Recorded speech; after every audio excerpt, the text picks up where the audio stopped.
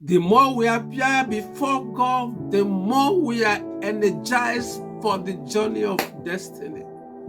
Friends, I urge you, don't ever get tired of appearing before Him. Today, we shall be looking at a case study of somebody I will refer to as our man for now, and see what lessons we can learn from him. I urge you to watch the video to the end and find out who this our man is. Our man was born in 1801 into a poor family. His father was an uneducated carpenter and his mother was from another poor family. He was a visionary and well-focused man with a political ambition to serve his nation at very top level, and he put in his best to actualize this.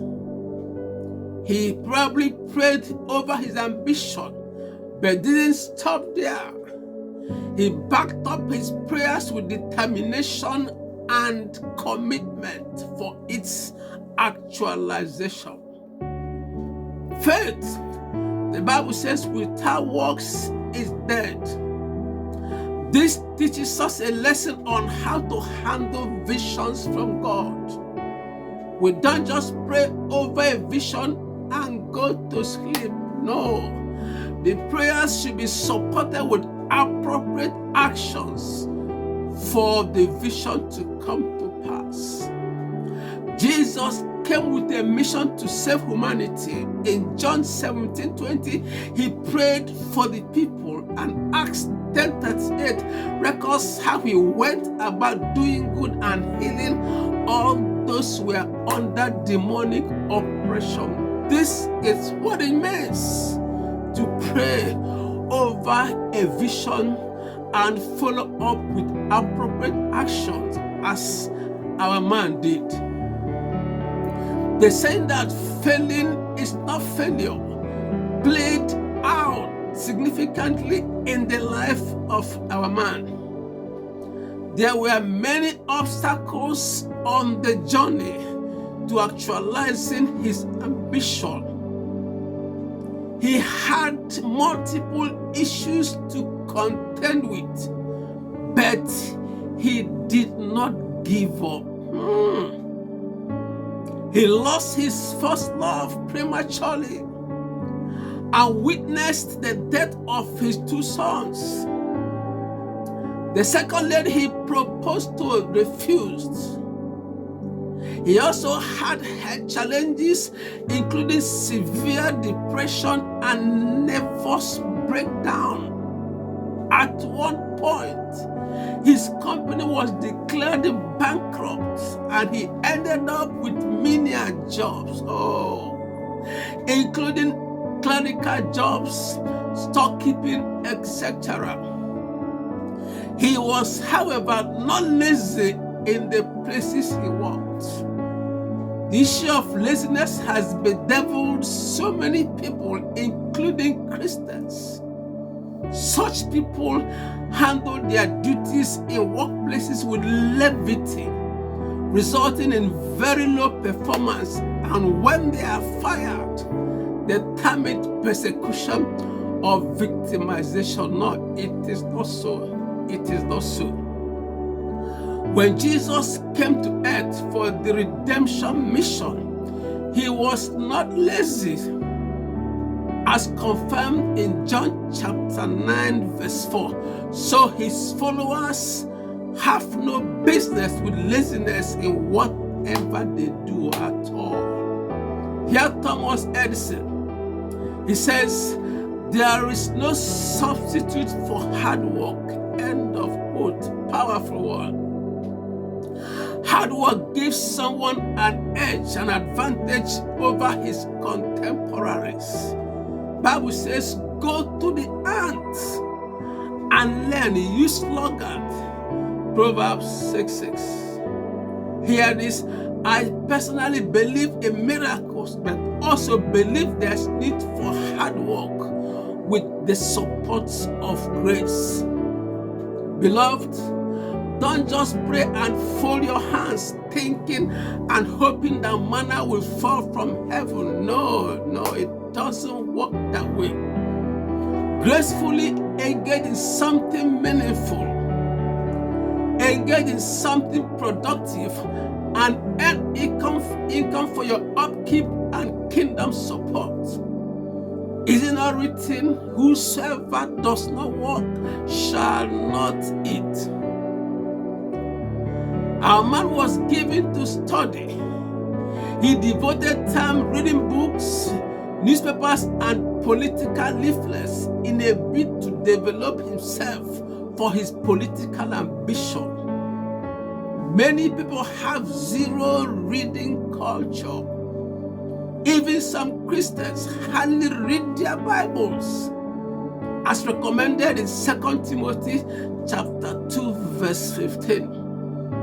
Some can even spend hours on social media, but will not create time for study. In addition to studying the Bibles, reading books relevant to someone's chosen career is also highly recommended for skill enhancement and performance in secular jobs. Everything should not be spiritualized. No. Paul excelled spiritually as a minister of the gospel and in his trade as a tent maker. Daniel also excelled as God's ambassador in Babylon and as a vice president in that country. As I said earlier, our man had obstacles, but he pushed on. He pushed on. Christianity does not offer challenge-free life. Hence, its journey is not a bed of roses. It is a life marked with mountain and valley experiences. Isaiah 43 verses 1 to 2 makes us to understand that the journey involves crossing rivers and walking through the fire. But the good news is that, hallelujah, safety is guaranteed in all this. Glory be to God, hallelujah. In this world, you will have tribulation. In the journey of destiny, you will have obstacles.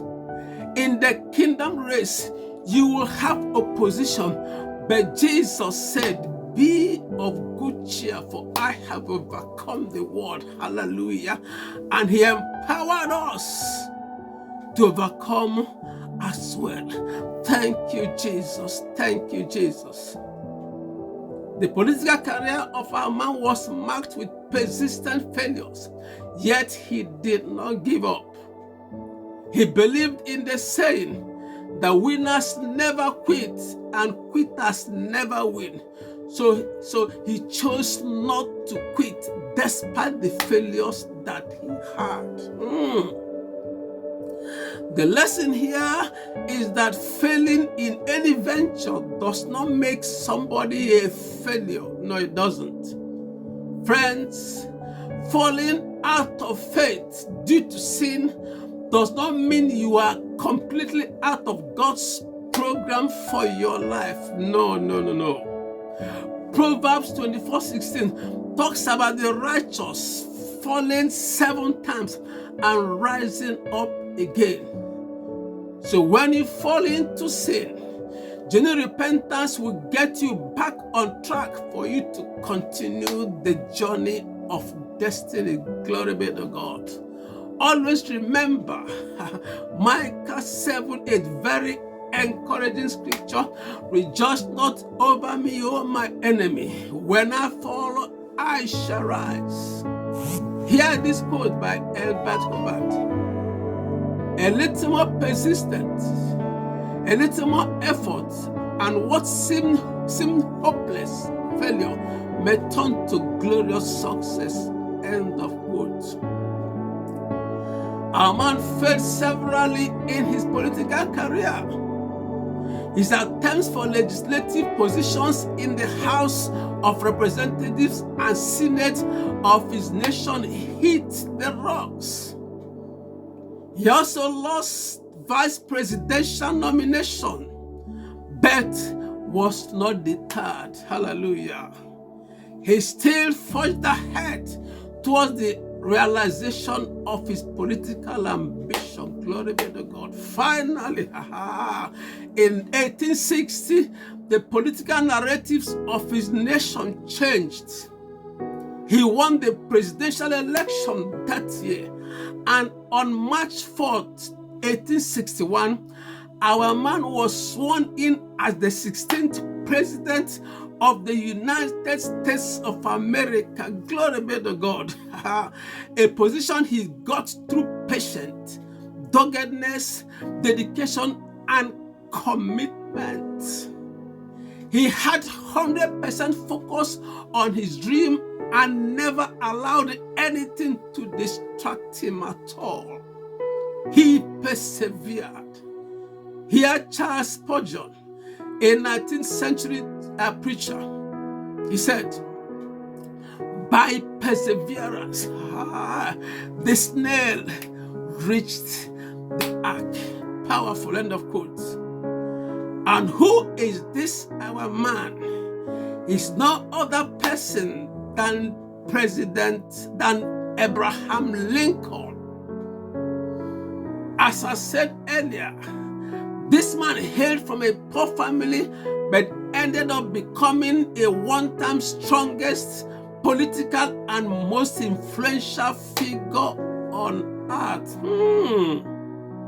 Gideon was from a poor family, and his clan was the weakest in Manasseh, yet God used him to deliver Israel from their enemies. Abraham was from a family of idolatry, yet God used him to bless the human race.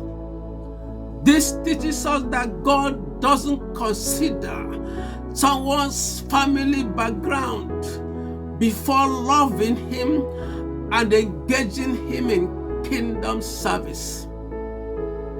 Friends, as we apply the lessons from our man in this case study, the lessons from Mr. President, let us connect to grace through Jesus Christ for the actualization of those lofty dreams and visions that God has set out for us in Jesus' most precious name. Hallelujah. Shalom, friends. Remain highly blessed and favored.